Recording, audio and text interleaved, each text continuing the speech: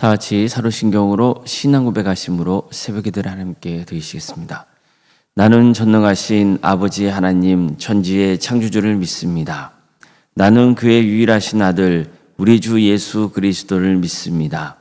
그는 성령으로 잉태되어 동정녀 마리아에게서 나시고 본디오 빌라도에게 고난을 받아 십자가에 못 박혀 죽으시고 장사된 지 사흘 만에 죽은 자 가운데서 다시 살아나셨으며 하늘에 오르시어 전능하신 아버지 하나님 우편에 앉아 계시다가 거기로부터 살아있는 자와 죽은 자를 심판하러 오십니다.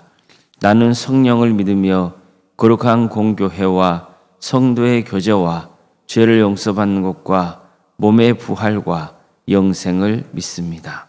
아멘. 찬송가 440장 찬양하시겠습니다. 찬송가 440장입니다.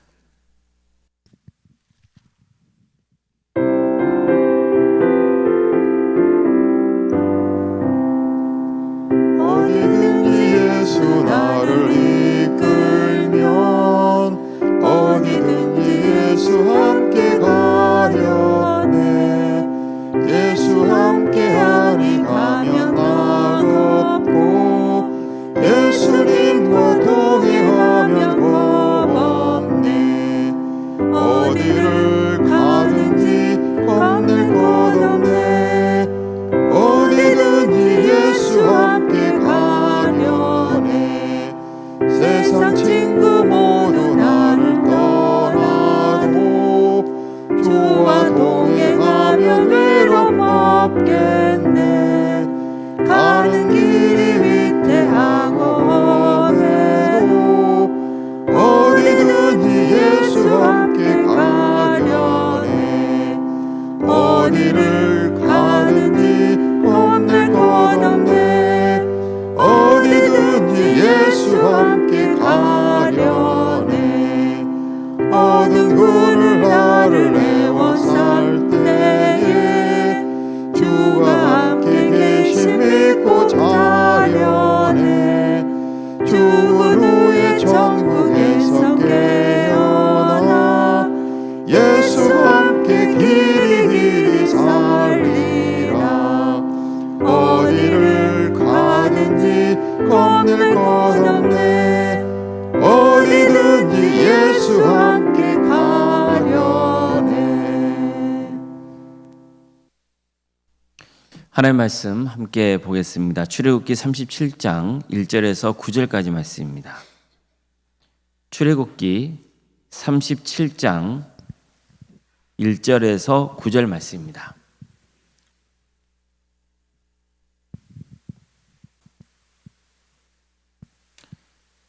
출애굽기 37장 1절에서 9절까지 말씀을 교독하시겠습니다. 부살렐이 조각목으로 궤를 만들었으니 길이가 2규빗 반, 너비가 1규빗 반, 높이가 1규빗 반이며 순금으로 안팎을 싸고 위쪽 가장자리로 돌아가며 금태를 만들었으며 금고리 넷을 부어 만들어 네 발에 달았으니 곧 이쪽에 2고리요 저쪽에 2고리이며 조각목으로 채를 만들어 금으로 싸고 그 채를 궤 양쪽 고리에 꿰어 궤를 매게 하였으며 순금으로 속죄소를 만들었으니 길이가 2규빗 반, 너비가 1규빗 반이며 금으로 그룹 둘을 속죄소 양쪽에 쳐서 만들었으되 한 그룹은 이쪽 끝에 한 그룹은 저쪽 끝에 곧 속죄소와 한 덩어리로 그 양쪽에 만들었으니 그룹들이 그 날개를 높이 펴서 그 날개로 속죄소를 덮었으며 그 얼굴은 서로 대하여 속죄소를 향하였더라. 아멘. 오늘도 새벽기를 드리며 하나님의 은혜를 간구하는 모든 성도님들의 삶의 자리마다 또 하나님께서 친히 세우시고 다스리시는 동함교회 위에 하나님의 은혜와 평강이 충만하기를 주님의 이름으로 축원합니다.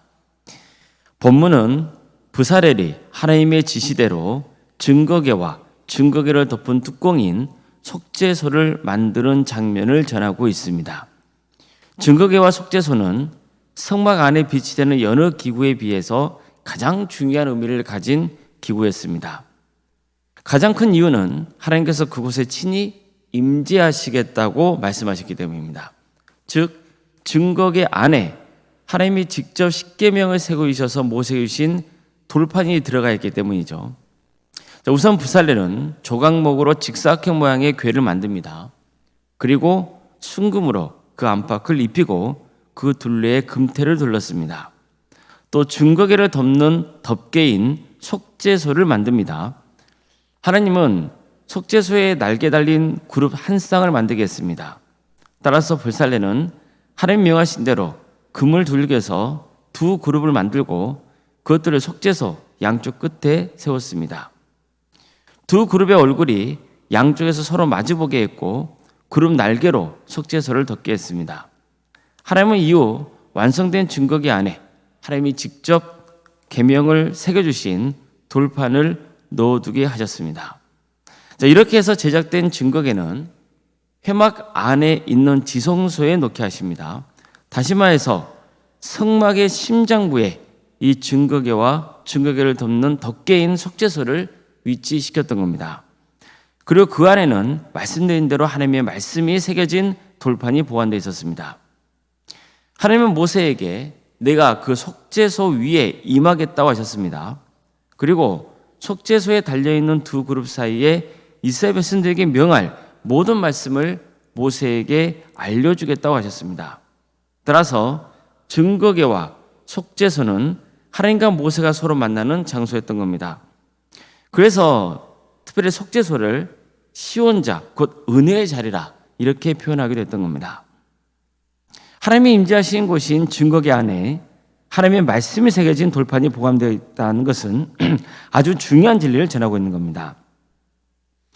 하나님께서는 당신이 가지고 계신 말씀 가운데 임재하신다는 거죠. 즉 우리의 신앙은 하나님의 말씀으로 세워진다는 뜻입니다.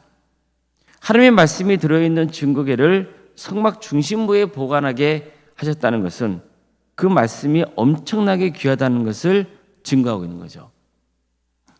이처럼 증거계는 하나님의 자녀들이 신앙생활할 때 중요한 게 뭔지를 가르쳐주고 있는 겁니다. 첫째, 하나님의 임재입니다. 성도는 늘 하나님과 친밀한 교제 속에 있어야 하는 거예요. 사실 이거야말로 하나님께서 성막을 만들라고 명하신 가장 중요한 이유입니다. 하나님이 임재하실 때 역사가 일어나요.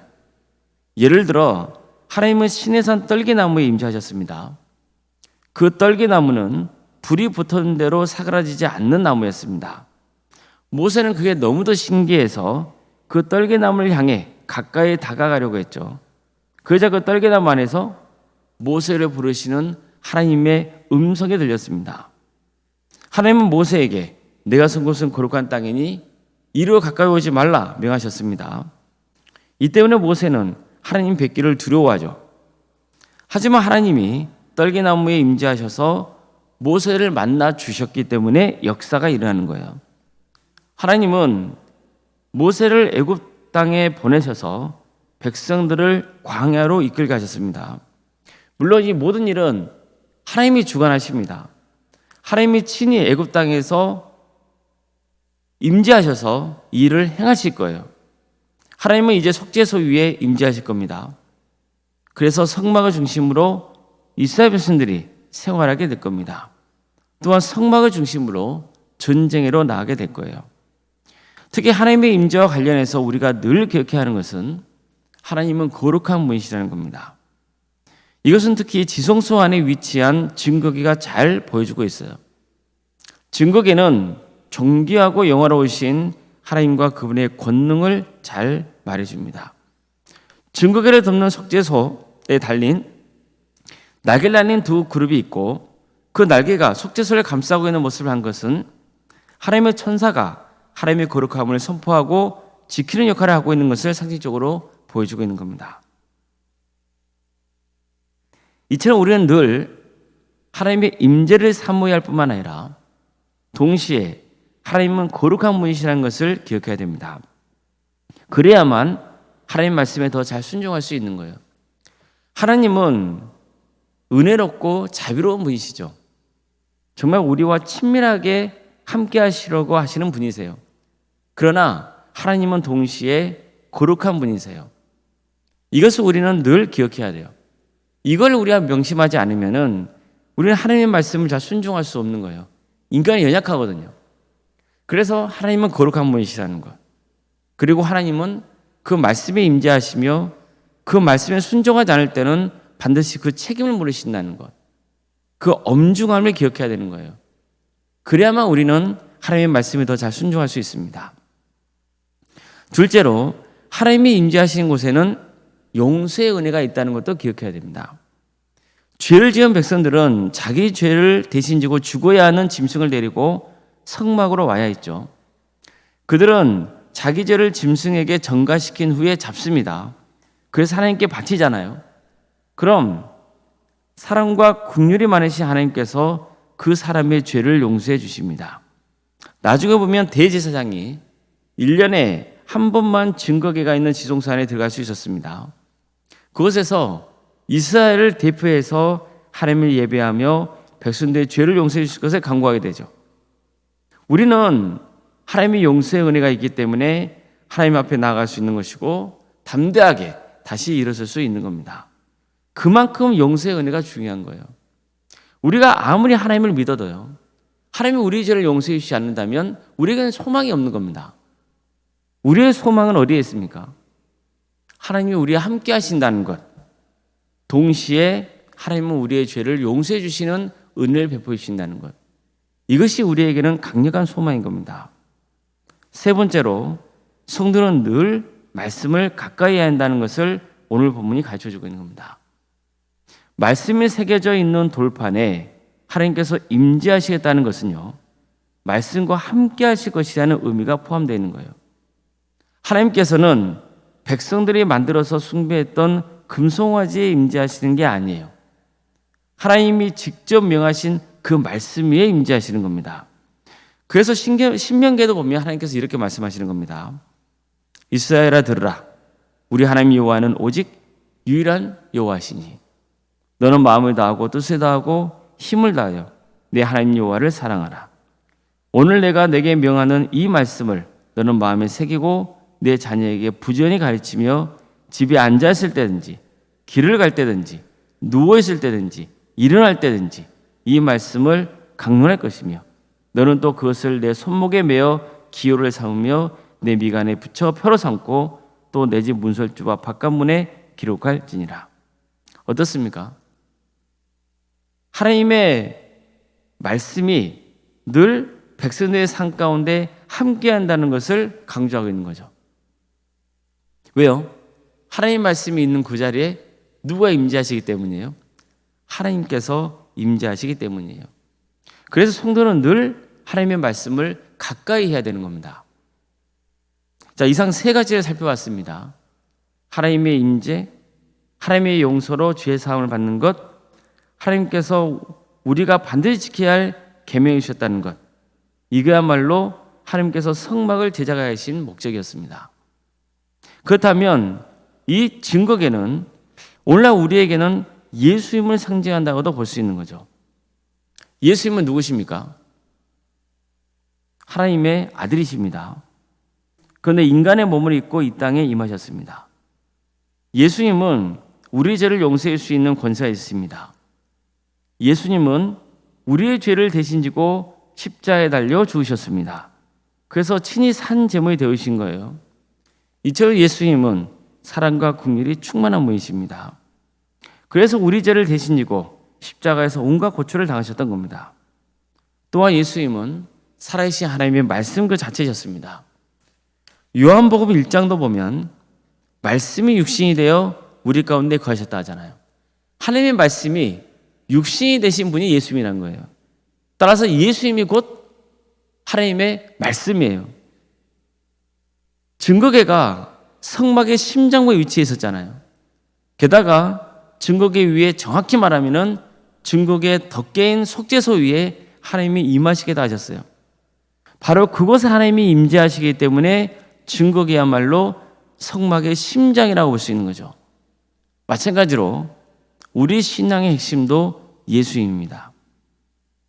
예수님을 믿을 때 우리는 하나님과 친밀해집니다. 예수님을 믿으면 우리는 죄사함의 은혜를 누릴 수 있습니다. 예수님의 말씀을 듣고 믿어야 우리는 구원의 길을 갈 수 있습니다. 그래서 예수님이야말로 우리 신앙의 중심이요 심장입니다. 아무쪼 우리 모두가 예수 그리스도 안에서 하나님의 임재를 사모하며 또 하나님의 용서의 은혜를 잊고 또 늘 말씀을 가까이해서 하나님의 축복 속에서 구원의 길을 가시길 주님의 이름으로 축복합니다.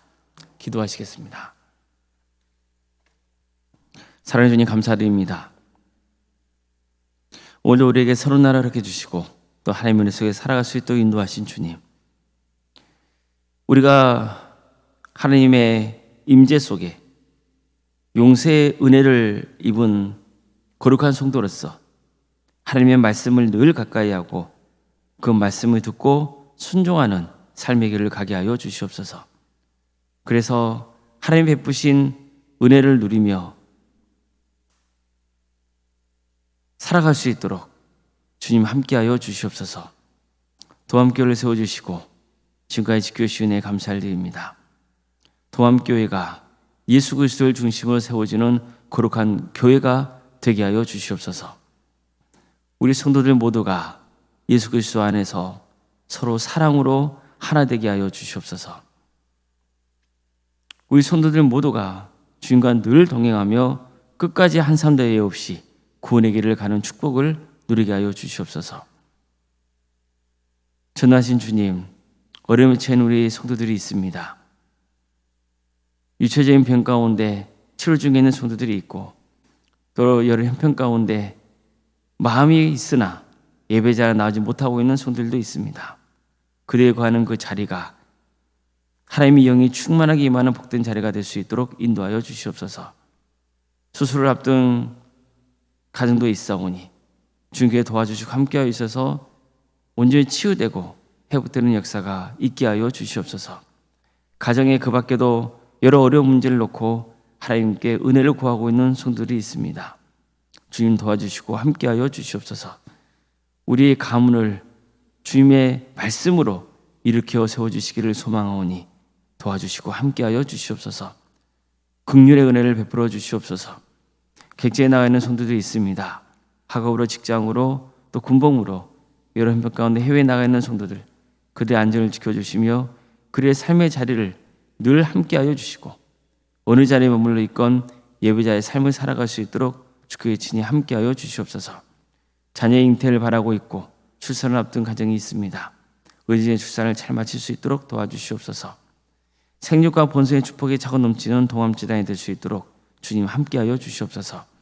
우리의 주어진 자녀손들이 있습니다. 그들의 신앙이 잘 자게 하여 주시옵소서. 그들에게 주어진 은사와 달란트로 하나님께 영광 돌리는 길을 갈 수 있도록 인도하여 주시옵소서. 우리 청년들 취업과 또 결혼을 위해서 기도합니다. 도와주시고 함께하여 주시옵소서. 우리 성도들의 취업과 또 결혼의 문제를 놓고 기도 중에 있사오니 주님 그들에게 새로운 길을 열어주시옵소서. 믿음의 가정을 세워갈 수 있도록 도와주시옵소서. 성도들의 사업장과 직장의 자리를 지켜주시옵소서. 그곳에 하나님의 영이 임하는 역사가 있도록 도와주시옵소서. 교회 학교와 구역과 자치기관 또 전도 특공대, 중부기도 특공대와 동암 지역안센터, 사랑의 식당, 또 동아리, 또 여러 팀을 또 운영토록 인도하시며 감사드립니다. 이 모든 귀한 사역을 통하여서 하나님 나라 확장된 역사가 있도록 도와주시고 한 영혼 한 영혼이 예수 그리스도 안에서 세워지는 역사가 있도록 도와주시옵소서. 여러모로 섬기는 성도들이 많이 있습니다.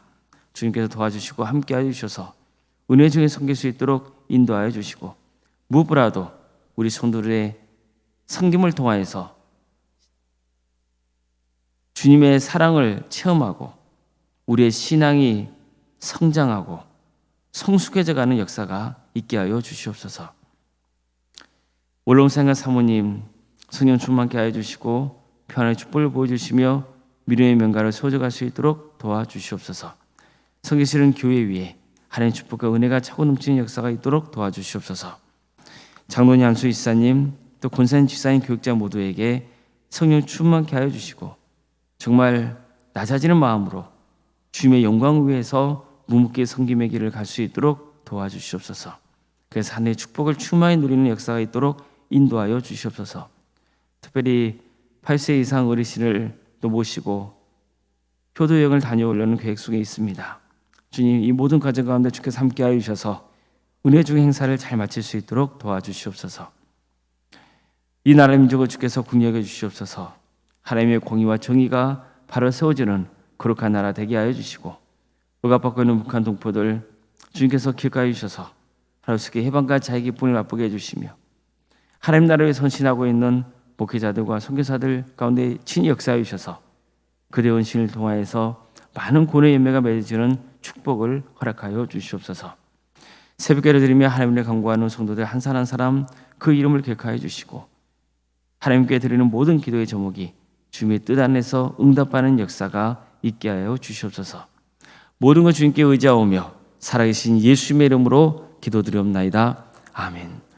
하늘에 계신 우리 아버지, 아버지의 이름을 거룩하게 하시며 아버지의 나라가 오게 하시며 아버지의 뜻이 하늘에서와 같이 땅에서도 이루어지게 하소서. 오늘 우리에게 일용할 양식을 주시고 우리가 우리에게 잘못한 사람을 용서하여 준 것 같이 우리 죄를 용서하여 주시고 우리를 시험에 빠지지 않게 하시고 악에서 구하소서. 나라와 권능과 영광이 영원히 아버지의 것입니다. 아멘. 각자 기도하시겠습니다.